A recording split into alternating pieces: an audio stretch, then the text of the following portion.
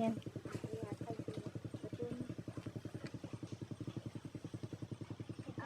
Mayong hapon, nagapasalamat ili ako sa tanan nga nagbulig.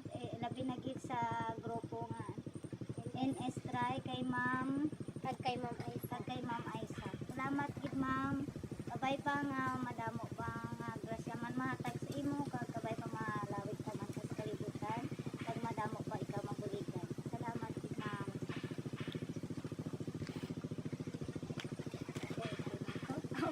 Siya po ay isa pong sa mga beneficiary natin, si Kuya Raymond de la Cruz, 99 years old, at siya po na-diagnose ng gout arthritis. At isa din po siyang taga Guimaras. Then dahil din po sa tulong ng mga kapatid natin, ayan po, yan yung po ng bahay niya, yung sitwasyon ni Kuya, and then kasama niya dyan yung asawa niya. Ayan po siya guys, nangangailangan po siya ng tulong kasi marami pa siyang mga gamot na bibilhin.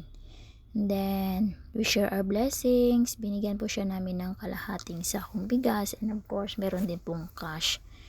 And ayan po, tingnan niyo po yung sitwasyon ng ng bahay nila. Yan po yung kusina nila, and then yan po yung bahay nila na dyan sila natutulog. And of course po si Kuya nangangailangan din po sana ng wheelchair kasi po yung wheelchair niya is nilagyan lang po yan ng lubid, ng mga straw para lang po makaupo si Kuya dyan. May magamit po siyang wheelchair, and ayan po siya, tingnan niyo po, lumalaki na po yung mga kamay niya, ganyan po siya. Until now, still na-diagnose po siya. And of course, salamat po sa lahat ng tumulong sa kanya, sa NSRI and family. Thank you so much guys. And sana po marami pa pong makatulong sa kanya. And God bless po sa lahat ng tumulong kay Kuya. And have a good day guys.